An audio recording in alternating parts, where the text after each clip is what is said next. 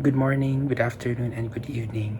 My name is Jason, and I'd like to thank everyone for joining us today in this second ever World Information Architecture Day that we're celebrating here in Cebu City, Philippines, albeit virtually. I'd like to begin my talk entitled Curiosity Killed the Cat, Understanding and Leveraging on Personas. Have you ever asked the question, will this work? Or have you ever exclaimed, back to the drawing board? What would Joe or Jane do? Chances are you have encountered these statements not once, but many times in one form or another. When you crafted a paper airplane, certainly you wondered if it would fly. When you added honey to some cake batter instead of sugar, a certain flop, but a risk taken nonetheless. When you had that eureka moment on getting that ball-bearing float in a maglev setup that you had to design and fine-tune.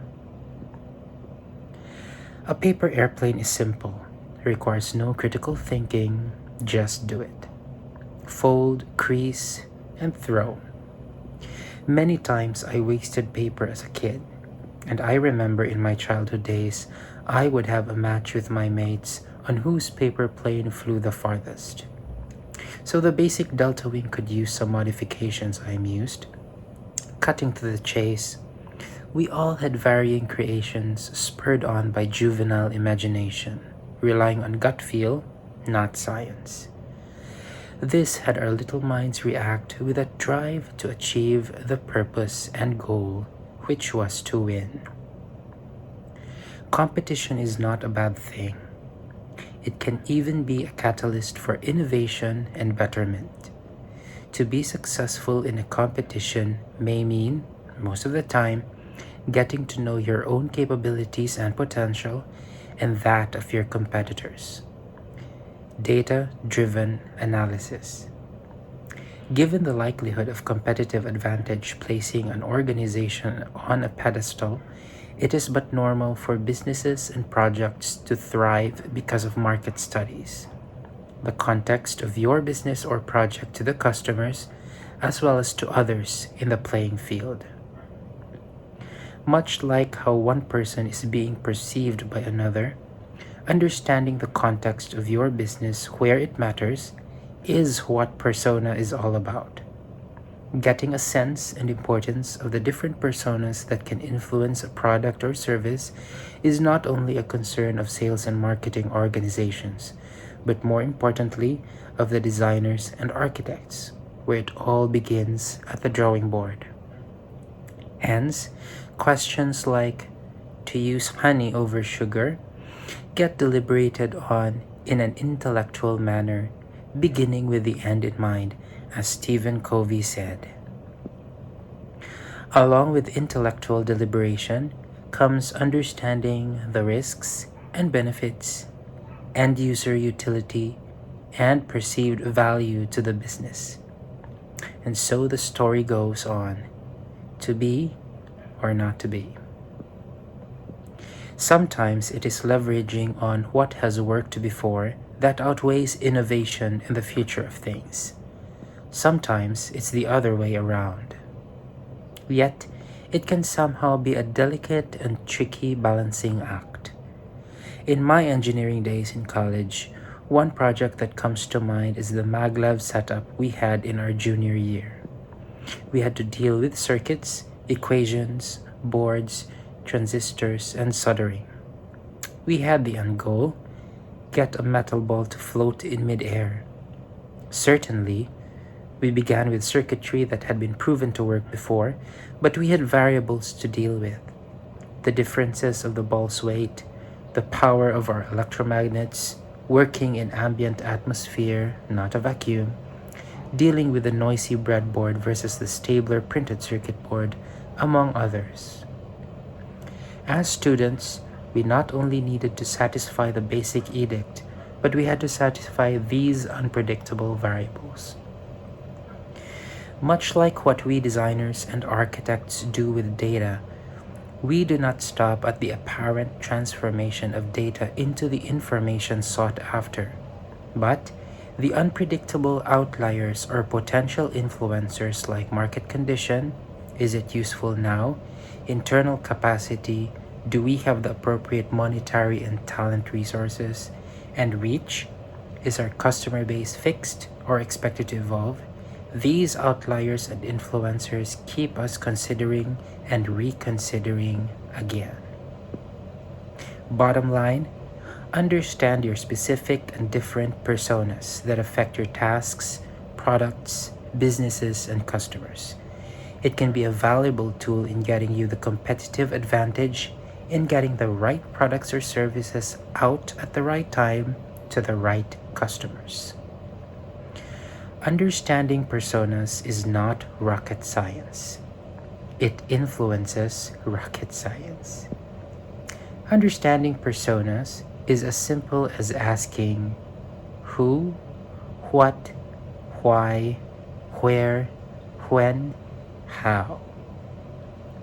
Thinking about the products or services you're involved in is important. Ask these questions to understand the personas. Who are we as a business, our brand, our image? And who are our perceived and actual customers? What is really required by the business? What is really required by my end users? Why would this be of value to the business? Why is this important to the customer? Where can this create revenue? Where can this have a significant market impact? When should we expect profit? When is the value perceived? How is our business being taken or viewed by our client base? How are we taking our clients? Aside from being the group class instructor lead in a local gym, I am also the social media gatekeeper. My responsibilities are to curate graphical and written content and to publish and monitor content in our preferred platforms. In that role, my curiosity/persona principles are easy enough. Who is the target audience? What is the occasion, event, or goings on? Why are we considering content for our specific platforms? Where should we publish? When should we publish? How can our content create an impact to the clients and our business? Curiosity did not kill all cats.